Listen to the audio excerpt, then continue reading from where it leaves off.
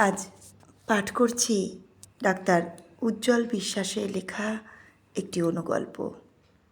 গল্পের নাম চিতার ধোঁয়ায় লেখা বিদায়। পাঠ করছি আমি, পম্পা কুণ্ডু।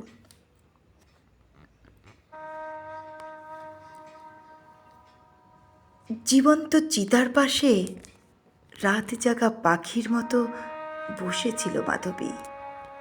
মধুময়ের শরীর তখন পুড়ছিল আগুনের লেলিহান শিখায়। আগুনের ফোঁসানো কুণ্ডলীকৃত গোলায় যেন হারিয়ে গিয়েছিল মাধবীর দৃষ্টির সব সীমা। সে চেয়েছিল ঠিক সেদিকেই যেদিকে মধুময়ের শেষ অস্তিত্ব গলে গলে মিলিয়ে যাচ্ছিল ছাইয়ের স্তরে। আর চোখের সামনে এক বায়োস্কোপের পর্দার মতো ভেসে উঠছিল তাদের জীবনরেখা।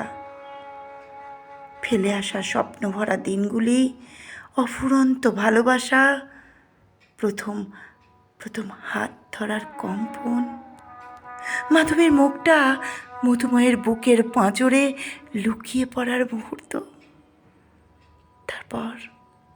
তারপর সেই লাল সিঁদুরের অঙ্গীকার, একে অপরের হাত ধরে সহস্র পথ পার হওয়ার স্বপ্ন। সবকিছু যেন সিনেমার মতো ঘুরছিল মাধবীর ভেতরে।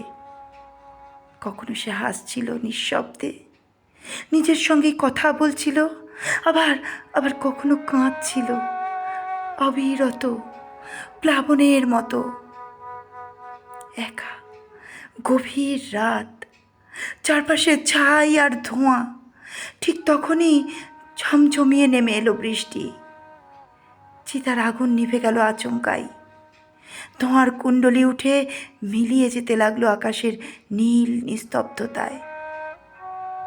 সে ধোঁয়ার রেখার মধ্যে হঠাৎই মাধবী যেন দেখতে পেল তাকে, মধুময়কে। একবার, শেষবার। চোখের জলে ঝাপসা হলেও স্পষ্ট ছিল সেই দৃশ্য। মধুময় যেন ম্লান হাসিতে হাত তুলেছে বিদায় জানাতে, আর বলছে, মাধবী, আমি চললাম।